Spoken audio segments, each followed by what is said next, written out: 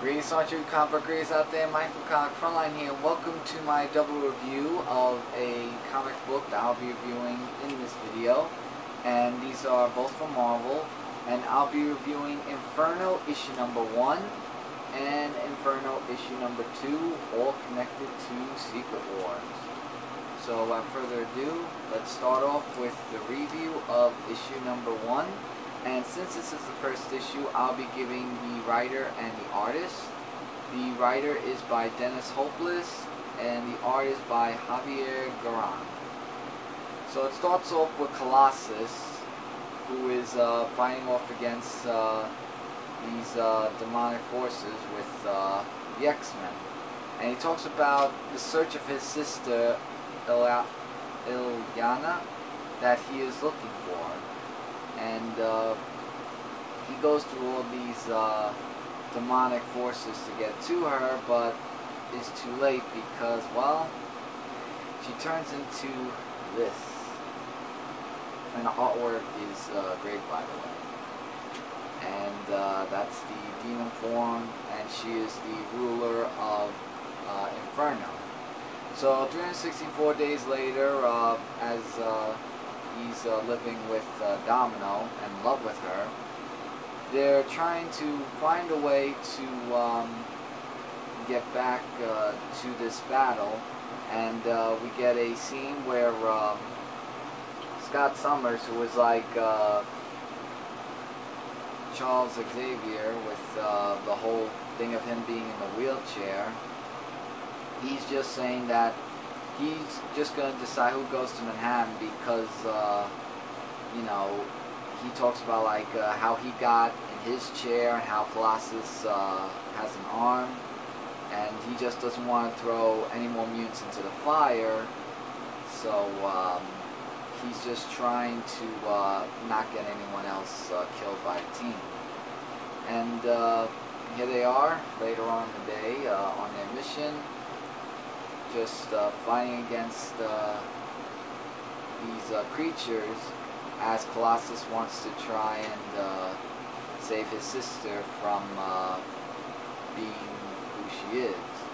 And we get a little bit of Nightcrawler scene, of Nightcrawler trying to help out, and we have a little bit of the ending of the Colossus meeting up with Madeline Pryor, who is the Jean Grey clone and Goblin Queen, along with Alex Summers. And that's to be continued in the next issue, Fire, Brimstone, and Other Ugly Things. And that's the first issue. Really great starting point. I would give this comic book a average 4 out of 5, or actually a 4 out of 5 star rating. That's that. So that's Inferno issue number 1. So let's get into now Inferno issue number 2. And just picks up where we left off in last issue of what's going on here. We get a little bit of, you know, herself and what she is about, and we get a little bit of some artwork, and she just gives Colossus a task of just fighting off against, you know, her team and everything, just to see how strong he really is. And at first they think that they're weak, but then if you test his strength, he gets very strong, and he uses the sword. I believe it's called the it's a demon sword that he used.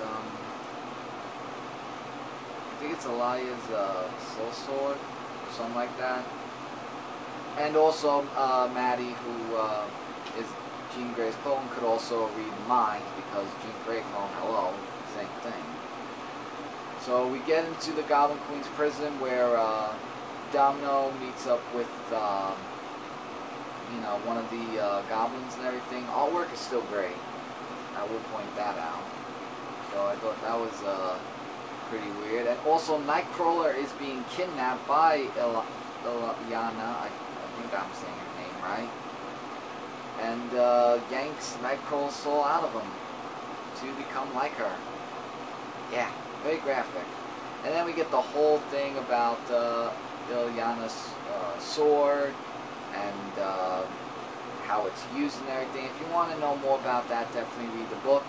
And actually, Maddie offers to help him by getting his sister back, to dethrone her by Colossus helping her do that. That way he could have her sister back and Maddie could be the new ruler of the world, or basically queen. So that's how basically the whole offer to help is for that as well. So basically she's called the Dark Child for that said right there. So as that happens, Colossus goes up against the creatures, and yeah, things don't look so well of what's going to happen next time in Inferno. So wow, this one actually picked up a lot better than issue number 1, and I would say at this range gets a 4.5 out of 5 rating. So these two books are a definite read. I really like both the story and the artwork, and I'm really looking forward to seeing how the next issue is going to be and review it on here in Comic Frontline. So I would say that they're both recommended to get.